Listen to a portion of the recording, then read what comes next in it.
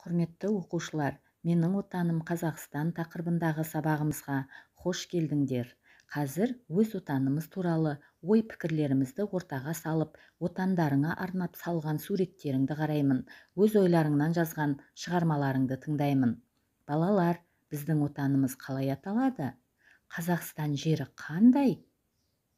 Дұрыс айтасыңдар, балалар.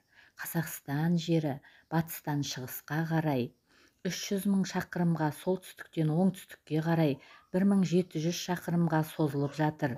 Біздің еліміз жерінің кеңдігімен қатар табиғи байлығы да мол мемлекет.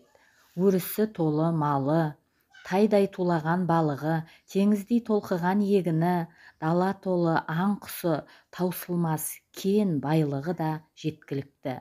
Отан дегеніміз адамның туып өскен жері, туған туысқандарымен, жақындарымен бірге тұратын ата мекені. Туған жерін сүймейтін адам жоқ. 1992 жылы 4 маусымда жаңа мемлекеттік рәміздер елтаңба ту бекітілді. Міне, бүгінгі таңда Қазақстан өз алдына тәуелсіз мемлекет. Біз тәуелсіз қазақ елінің ең жас жеткіншектеріміз. Сондықтан өз жерімізді, өз елімізді әкелеріміз бен аталарымыз сияқты қадірлеуге, сүюге, қорғауға тиісті екенімізді естен шығармайық дегім келеді.